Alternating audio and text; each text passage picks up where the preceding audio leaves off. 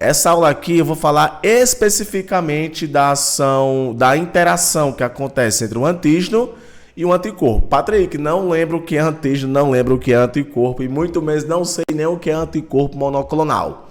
Confia em mim que sem problemas você vai entender tudo, tá? Então vamos lá. Primeira coisa que eu quero que vocês entendam é o seguinte.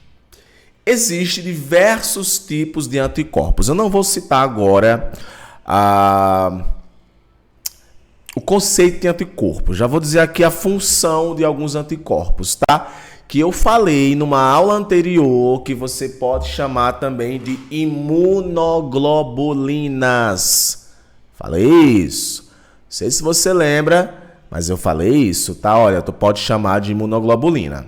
Aí aqui eu tenho o IgG, o IgM, o IgA, o IgE e o IgD.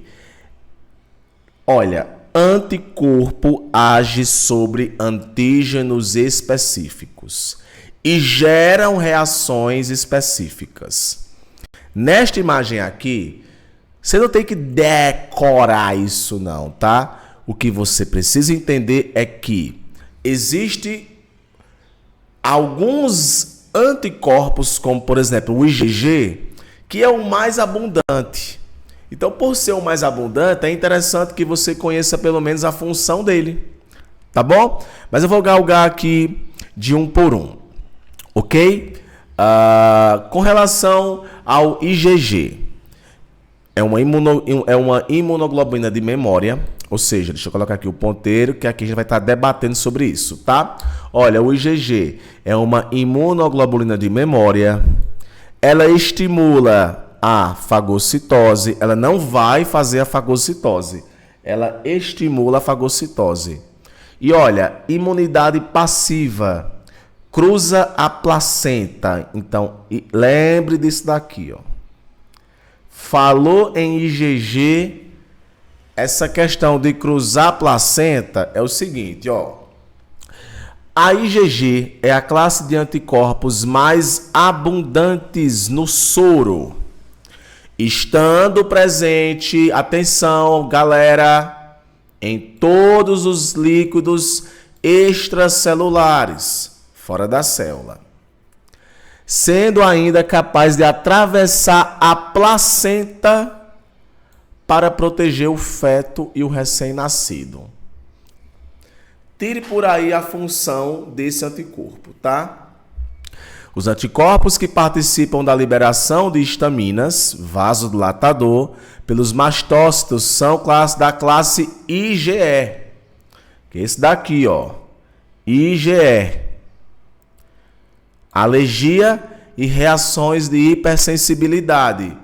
Ó, nesse primeiro estrofe aqui, eu falei, tá? Coloquei uma informação bacana, aprofundando IgG.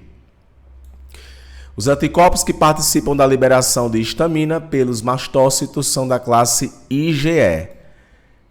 Lembra que eu falei na última aula? Olha, tá lá o mastócito, ele vai liberar a histamina. A histamina é um vasodilatador, vai possibilitar o processo de diabedese. Só que ela não vai produzir isso por acaso não, viu? Ela é estimulada por uma classe de anticorpos do tipo IgE. Então aqui, ó, o IgE, alergia e reações de hipersensibilidade, infecções de parasitas e aparece no soro, tá? Tá presente também no soro. Eu tô te narrando logo a função porque eu vou me aprofundar um pouco na relação, por exemplo. Qual é a relação que teve aqui entre esse mastócito, sabe? No caso aqui o mastócito não é o antígeno, mas existe uma relação entre o mastócito e o IgE, que é um anticorpo, e tem do IgE com o antígeno, ok? O anticorpo confinado ao espaço intravascular, ou seja, ao sangue, com auxílio na eliminação de antígenos circulantes, é o IgM. Então, o IgM já vai estar atuando no processo de eliminar coisas, diretamente atuando no processo de eliminar algum tipo de antígeno. IgM, fase aguda da infecção. Eu falei a diferença entre inflamação aguda e crônica. Inflamação aguda, coisa rápida, crônica, se prolonga. Primeiro a ser secretado. É o primeiro que está lá para poder apontar o que está acontecendo. Infecção ativa, ativa o sistema complemento. Eu acho que eu venho falando muito do sistema complemento, mas você vai entender, tá? Aparece em sua maioria nas respostas às infecções bacterianas, tá? A classe de anticorpos presentes no leite materno, tá? A classe de anticorpos presentes no leite materno, em maior quantidade, é a IgA. Então tá aqui, ó, presente nas secreções como saliva, leite materno, imunidade local em mucosas e impede a absorção de antígenos dos alimentos. E tem ainda o IgD, que é presente na superfície dos linfócitos B e as funções são inespecíficas, aparece em pequenas quantidades no sangue, tá? No soro. Então, gente, crava aí para sua atividade, para prova e para qualquer coisa, tá? IgM, IgE, IgG e IgA. Ai, Patrick, esse tanto de IG.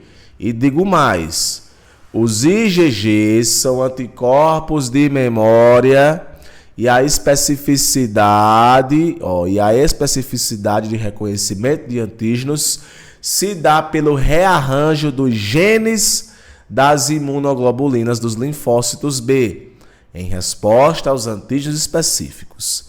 Então, esse IgG, meu amigo, tá ligado diretamente aos linfócitos B. Crava também essa informação, tá? Crava. Vai por mim. Para quem está fazendo atividade, é bom saber disso, tá? Agora é claro, né? Vamos agora entender aqui um pouco mais dessa relação. Antígeno e anticorpo, o que são? Anticorpos são formas secretadas pelos receptores de antígenos das células B. Por serem produzidas em grande quantidade em resposta ao antígeno, os anticorpos podem ser estudados através de testes imunológicos, tá? O corpo humano tem 2 trilhões de anticorpos. O antígeno, mais uma vez, já coloquei para você esse conceito, são moléculas reconhecidas pela resposta imune, enquanto os epítopos são sítios, olha só, esse nome aqui é importante, viu? Epítopos são sítios nos antígenos aos quais os receptores das células B se ligam. Então tá aqui, ó, o epítopo. Literalmente é a região aonde o anticorpo ele vai estar se ligando, tá? Ó. Gente, isso é bonito, não é? Eu fico olhando assim, cara, olha como é lindo isso. Eu não sei se vocês sentem o gosto de... Amam ver isso daqui, mas eu gosto, tá? Mas eu repito, os epítopos, nome difícil, são sítios nos antígenos, tá? Antígeno é aquilo que vai te fazer mal, tá? Tá aqui, ó. Ó, eu tenho aqui um anticorpo e tenho aqui outro anticorpo. O antígeno é esse aqui completo, ó. Tem um epítopo aqui, sendo reconhecido por esse anticorpo, e tem outro epítopo aqui, sendo reconhecido por outro anticorpo, tá? Um vermelho e um azul. Antígeno e anticorpo é uma associação biomolecular semelhante à interação de enzimas com seu substrato. Para quem já estudou bioquímica, tem uma reação específica, né? A enzima tem especificidade.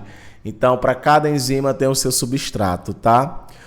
No caso aqui está fazendo só uma alusão a isso, que essa interação se parece com isso, tá? Ou de hormônios com seus receptores, que também é um assunto de fisiologia humana, né? O hormônio atua sobre células específicas, com uma distinção bem evidente. O anticorpo não provoca nenhuma alteração química irreversível na molécula de antígeno, tá? Podendo, portanto, o produto formado antígeno e anticorpo se dissociar nos seus 2 componentes. Isto é, o antígeno e o anticorpo livres na solução. Ou seja, do mesmo jeito que eles podem se juntar, eles podem se separar, ok? Interações de antígeno e anticorpo. Olha só.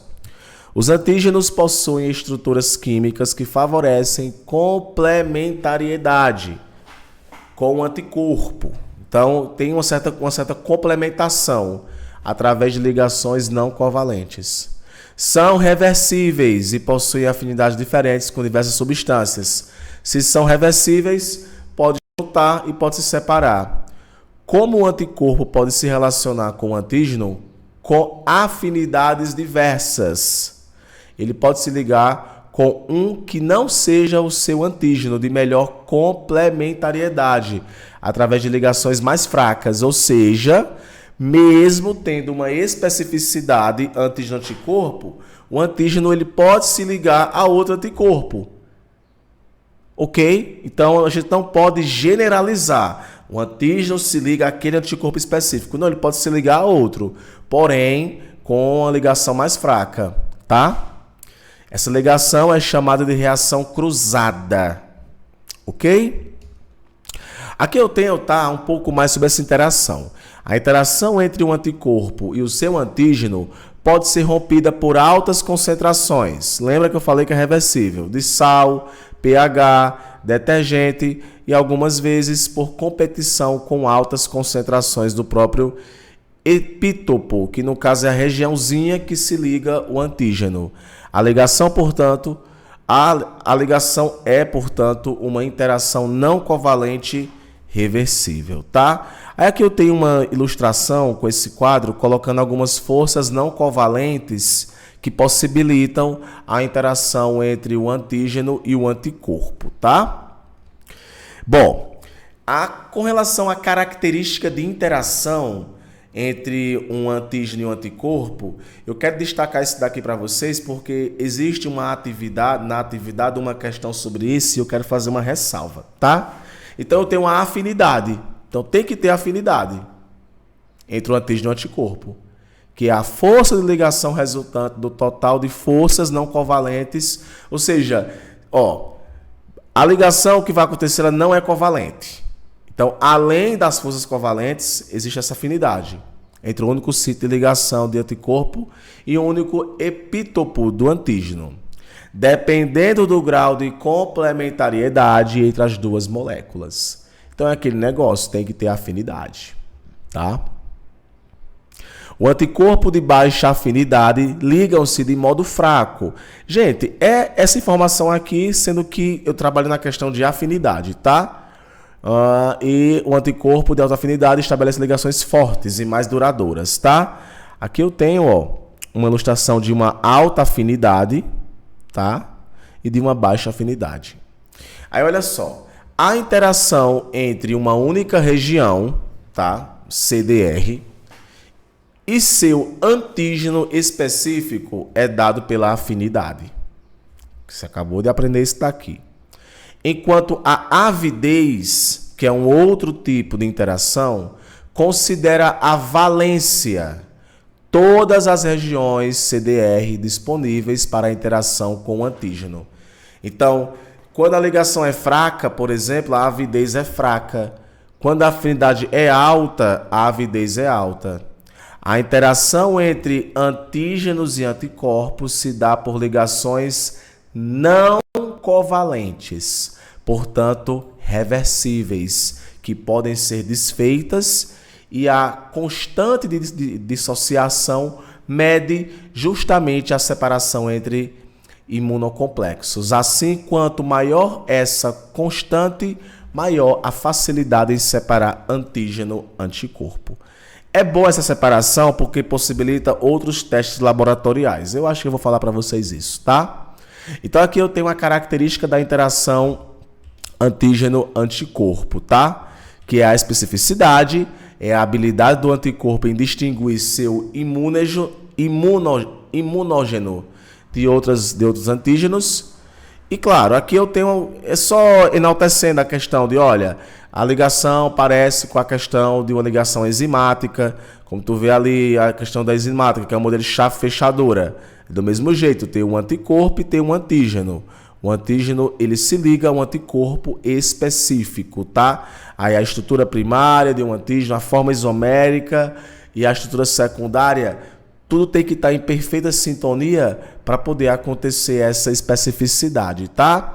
A reatividade cruzada é a habilidade de um antígeno interagir com mais de um anticorpo reagir com mais de um tipo de antígeno, eu falei isso agora há pouco.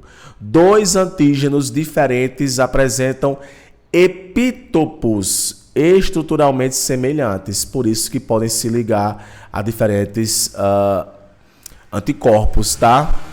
Anticorpos específicos para um epítopo se ligam a um epítopo não relacionado, mas com propriedades químicas similares. Esse tipo de ligação, tá, é fraca, não esquece disso, tá? Mas mesmo assim, ainda tem essa questão de, dependendo do processo de infecção, com certeza essa relação antígeno-anticorpo diferente contribui bastante, tá? Aí aqui eu tenho, né, fatores que afetam a afinidade, a avidez, eu já falei, a relação antígeno-anticorpo influencia a detecção dos complexos antígeno-anticorpo, porque o tamanho dos complexos está relacionado com a concentração do antígeno e do anticorpo. Isso também envolve até o comportamento das moléculas, é fundamental para poder acontecer essa ligação. E claro, também a forma física do antígeno, tá? Se o antígeno é particulado, geralmente se observa a aglutinação do antígeno pelo anticorpo. Se o antígeno é solúvel, geralmente se pesquisa a precipitação de um antígeno após a produção de grandes complexos antígeno-anticorpo insolúveis, tá? Que já é a questão de dissolução desse componente, tá?